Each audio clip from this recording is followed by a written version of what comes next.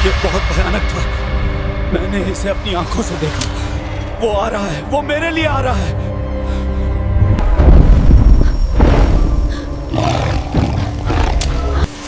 नमस्कार और आपका स्वागत है। आज हमारे पास एक बहुत ही दिलचस्प लेख है जिसका नाम है ब्रह्म पिशाच का प्रतिशोध। ये कोई साधारण कहानी नहीं है बल्कि एक व्यक्तिगत संस्मरण है और ये हमें ले जाता है सन 1954 के कलकत्ता और उसके पास के एक गांव। ये कहानी है एक पूरे के पूरे खानदान के विनाश की।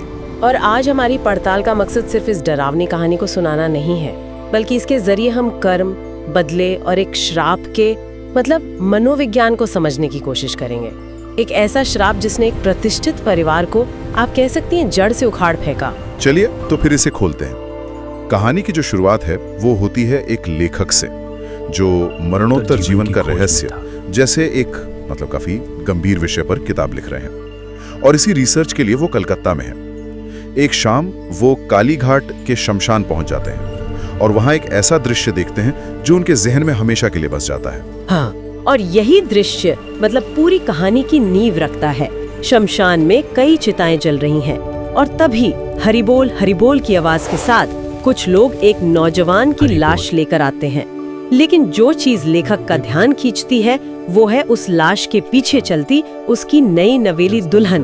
खूबसूरत है, मांग में सिंदूर है, कलाइयों में चूड़ियां हैं, लेकिन चेहरा एकदम मुरझाया हुआ और आंखों में बेपनाह दर्द। ये छवि लेखक के मन में एक सवाल छोड़ जाती है और इसी सवाल का जवाब हमें कहानी के अंदर ले जाता है। कहानी हमें 20 साल पीछे ले जाती है, चंदनवाड़ी गांव के एक प्रतिष्ठित जमींदार राय चौधरी परिवार में। परिवार के मुखिया हैं विपिन बाबू, दया और धर्म की आप कह सकते हैं जीती जागती मूर्त। लेकिन उनका बड़ा बेटा मनीष एकदम उनके उलट है, परम व्यसनी और दुराचारी। और पिता पुत्र के बीच का ये जो विरोधाभास है यही इस परिवार के पतन का बीज है।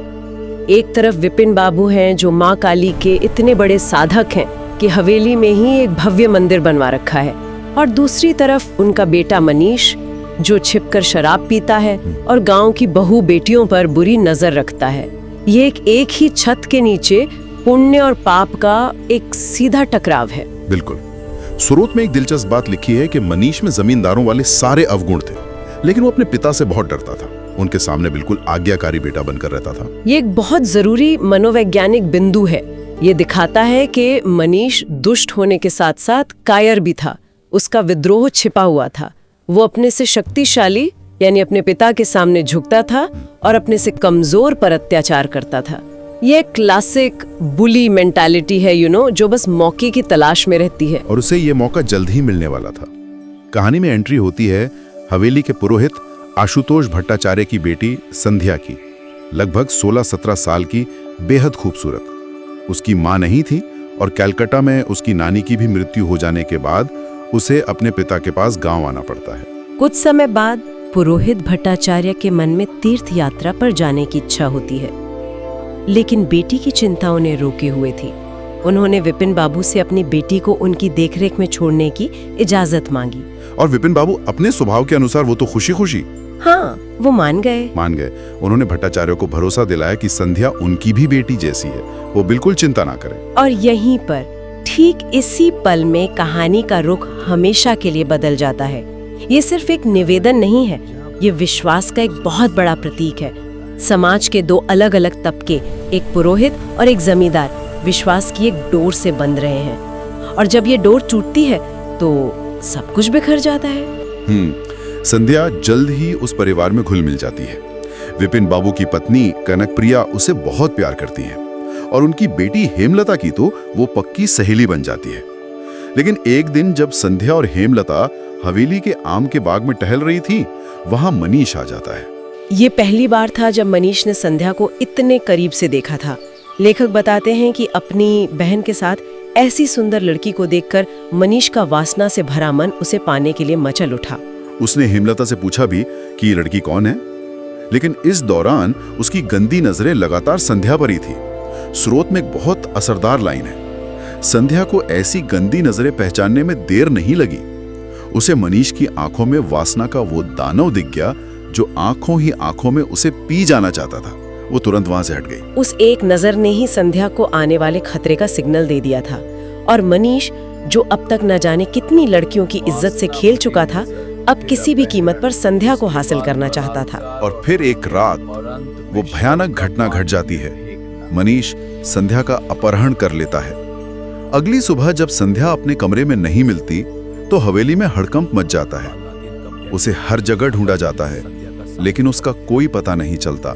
बेटी जैसी संध्या के गायब होने के सदमे में विपिन बाबू बीमार पड़ जाते हैं और बिस्तर पकड़ लेते हैं। सोचिए, जिस आदमी की प्रतिष्ठा पूरे इलाके में थी, उसी के घर से एक ब्राह्मण की बेटी गायब हो जाती है। ये सिर्फ एक हादसा नहीं, ये उनके सम्मान पर एक गहरा दाग था। करीब 15 दिन बाद गांव के तालाब के किनारे एक झाड़ी में संध्या की साड़ी का एक टुकड़ा फंसा हुआ मिलता है। गांव में शोर मच जाता है, पुलिस आती है और तालाब में जाल डाला जाता है। काफी मशक्कत के बाद संध्या की लाश बाहर निकाली जाती है, नग्न और बुरी तरह सड़ी गली हालत में। इस एक पल में उस परिवार की सारी प्रतिष्ठा, सारी धर्मपरायणता, सब कुछ उस तालाब की कीचड़ में मिल जाता है। ये सिर्फ एक लड़की की मौत नहीं है, ये एक पूरे परिवार के नैतिक पतन का सबसे घिनौना सबूत है। करीब 4-5 महीने बाद जब पुरोहित भट्टाचार्य तीर्थ से लौटते हैं तो उन्हें अपनी बेटी की दर्दनाक मौत की खबर मिलती है। वो तो पागल से हो जाते हैं। हफ्तों तक बस संध्या संध्या चिल्लाते रहते हैं और फिर एक दिन उनका सब्र का बांध टूट जाता है। क्रोध में कांपते हुए वो श्राप देते हैं, किस पापी ने मेरी बेटी के साथ ये घिनौना काम किया है, मैं उसका समूल नाश कर दूंगा, उसके पूरे वंश को नष्ट कर दूंगा। और इसके बाद वो जो करते हैं वो कहानी को अलौकिक यानी सुपरनैचुरल मोड़ दे देता है। श्राप देने के बाद वो ब्राह्मण धीरे धीरे चलकर उसी तालाब के किनारे पहुंचता है, पानी में उतरकर अपना गमछा भिगोता है, उसे कसकर अपने गले में बांधता है और आत्महत्या कर लेता है। इसे ही ब्रह्म हत्या कहा गया है। एक मिनट, ये ब्रह्म हत्या क्या है और इससे ब्रह्म पिशाच का क्या लेना देना है? यह साधारण आत्महत्या से अलग कैसे है? ये बहुत जरूरी सवाल है। शास्त्रों में किसी ब्राह्मण की हत्या करना या उसे आत्महत्या के लिए मजबूर करना सबसे बड़े पापों में गिना जाता है, जिसे ब्रह्म हत्या कहते हैं। और जब कोई ब्राह्मण प्रतिशोध की तीव्र भावना के साथ अप्राकृतिक मृत्यु मरता है तो माना जाता है कि उसकी आत्मा को शांति नहीं मिलती, वो एक ब्रह्म पिशाच बन जाती है, यानी एक बेहद शक्तिशाली और विद्वान प्रेत जो अपने ज्ञान और शक्तियों का इस्तेमाल सिर्फ विनाश के लिए करता है, जब तक कि उसका बदला पूरा न हो जाए। ये किसी आम भूत से कहीं ज्यादा खतरनाक और ताकतवर होता है। मतलब भट्टाचार्य की आत्महत्या ने एक ऐसी विनाशकारी शक्ति को जन्म दे दिया जिसका एक ही मकसद था, रायचौधरी परिवार का सर्वनाश। बिल्कुल। और उस शक्ति का पहला निशाना बना मुख्य अपराधी मनीष। पिता के बीमार होने के बाद मनीष और भी आजाद हो गया था, लेकिन एक दिन शराब के नशे में धुत मनीष को अचानक कोई अनदेखी ताकत जमीन पर पटक देती है और वो बेहोश हो जाता है। इसके बाद से उसकी जो दुर्गति शुरू होती है वो रोंगटे खड़े कर देने वाली है। उसे नींद में डरावनी परछाइयां दिखती हैं। कभी कभी वो बिस्तर से उठकर उसी तालाब की तरफ भागने लगता और सबसे भयानक बात, जब भी उसके सामने खाना परोसा जाता तो वो खाना उसकी आंखों के सामने मल मूत्र में बदल जाता। ये सजा का तरीका बहुत अजीब है। खाना मल मूत्र में बदल जाना ये सिर्फ डरावना नहीं है, इसमें कोई गहरा मतलब छिपाया है ना? बिल्कुल, ये कर्म का एक बहुत ही क्रूर और सीधा रूप है। जिस शरीर और जिन इंद्रियों का इस्तेमाल उसने वासना और भोग विलास के लिए किया, अब वही इंद्रियां उसे सबसे घिनौनी चीजों का अनुभव करा रही हैं। जिस मुंह से उसने वासना के बोल बोले, उस मुंह में अन्न का एक दाना भी नहीं जा पा रहा था। ये एक तरह का जीता जागता नर्क था जो उसके अपने शरीर में ही बना दिया गया था। बड़े बड़े तांत्रिक और पंडित बुलाए गए, लेकिन कोई कुछ नहीं कर सका। सबने हाथ खड़े कर दिए और फिर मरने से ठीक पहले एक रात मनीष की बेहोशी टूटती है। वो अपनी माँ कनकप्रिया देवी के सामने अपना गुनाह कबूल करता है। अपराध की पूरी भयावहता को सामने ले आती है। मनीष बताता है कि कैसे उसने अपने 2 आदमियों की मदद से संध्या को उठवाया और गांव से दूर अपने रंग महल ले गया। वहां उसने संध्या के साथ बलात्कार किया और फिर उसे अपने भूखे भेड़ियों जैसे नौकरों के हवाले कर दिया, जिन्होंने उसके साथ सामूहिक बलात्कार किया और अंत में गला घोटकर उसकी लाश उसी तालाब में फेंक दी। ये सुनकर तो रूह कांप जाती है। अपना गुनाह कबूल करने के कुछ देर बाद ही मनीष के मुंह से खून का फव्वारा छूटता है और वो तड़प तड़प कर मर जाता है। लेकिन कहानी यहाँ खत्म नहीं होती, बल्कि अब तो ये और भयानक हो जाती है। हाँ, क्योंकि अब प्रतिशोध एक व्यक्ति से हटकर पूरे परिवार की ओर मुड़ जाता है। अब शुरू होती है सामूहिक सजा। हवेली में अजीबोगरीब घटनाएं होने लगती हैं। कभी किसी औरत के जोर जोर से खिलखिलाने की आवाजें आती, बंद दरवाजे खिड़कियां अपने आप धड़ाम धड़ाम करके खुलने बंद होने लगते। कभी कभी आंगन में मलमूत्र की बारिश होने लगती, कीमती सामान गायब हो जाते और कपड़ों में आग लग जाना तो आम बात हो गई थी। ये एक तरह का मनोवैज्ञानिक हमला था। उन प्रेत आत्माओं का मकसद सिर्फ मारना नहीं था, बल्कि परिवार के हर सदस्य को हर पल खौफ, घिन और बेबसी में जीने के लिए मजबूर करना था। उन्हें धीरे धीरे तड़पा तड़पा कर तोड़ना था। और फिर एक एक करके मौत का सिलसिला शुरू होता है। परिवार के सदस्य रहस्यमयी बीमारियों या हादसों में मरने लगते हैं। विपिन बाबू पहले ही सदमे से मर चुके थे। धीरे धीरे पूरा परिवार खत्म हो गया। वो आलीशान हवेली वीरान हो गई। सिर्फ परिवार का छोटा बेटा निशीत, जो कलकत्ते में अपने मामा के पास पढ़ता था, वही बचा रह गया। और यही निशीत वो नौजवान था जिसका शव लेखक ने कहानी की शुरुआत में काली घाट शमशान में देखा था। और उसके पीछे चलने वाली युवती उसकी पत्नी चंदना थी। निशीत की बीमारी से हुई मौत के साथ राय चौधरी वंश का आखिरी चिराग भी बुझ गया। श्राप पूरा हो गया था। कहानी यहाँ एक लंबी छलांग लेती है, पूरे 20 साल बाद। लेखक, जो अब तक इन घटनाओं को लगभग भूल चुका था, अपने एक दोस्त सान्याल से मिलने फिर से चंदनवाड़ी जाता है। शाम का वक्त है और वो टहलते हुए उसी तालाब के किनारे पहुंच जाता है जिसके पास राय चौधरी परिवार की खंडर हो चुकी हवेली खड़ी थी। वो उस वीरान हवेली को देखकर अतीत में खो जाता है। वो सोचता है कि यही वो तालाब है जहाँ संध्या की लाश फेंकी गई थी और जहाँ भट्टाचार्य ने आत्मदाह किया था। वो वहीं काई लगी एक टूटी हुई सीढ़ी पर बैठ जाता है। तभी अचानक उसे किसी के खिलखिलाकर जोर से हंसने की आवाज सुनाई देती है। वो चौंक जाता है। चारों तरफ घना अंधेरा था।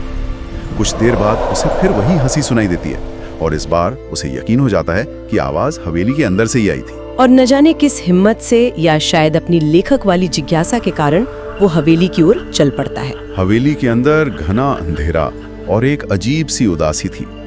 तभी उसे एक धुंधला सा उजाला अपनी ओर आता दिखता है, जैसे कोई हाथ में लैंप लिए आ रहा हो। एक पुराना दरवाजा खुलता है और एक दुबली पतली उम्र दराज औरत बाहर आती है। उसका शरीर एकदम कमजोर, आंखें भावहीन और चेहरे पर गहरी उदासी थी। वो औरत लेखक को अंदर आने का इशारा करती है। लेखक थोड़ा डरते हुए भी उसके पीछे चल देता है। अंदर एक कमरे में बस एक खाट और एक टूटी कुर्सी पड़ी थी। वो औरत लेखक को कुर्सी पर बैठने का इशारा करके खुद खाट पर बैठ जाती है। और फिर वो औरत एक रहस्यमयी हंसी के साथ पूछती है, आपने मुझे पहचाना नहीं? जब लेखक मना करता है तो वो उसे याद दिलाती है, काली घाट के शमशान की वो घटना भूल गए क्या? और लेखक के दिमाग में जैसे बिजली कौंध जाती है। उसे 20 साल पुरानी वो छवि याद आ जाती है। वो पूछता है, आप चंदना है?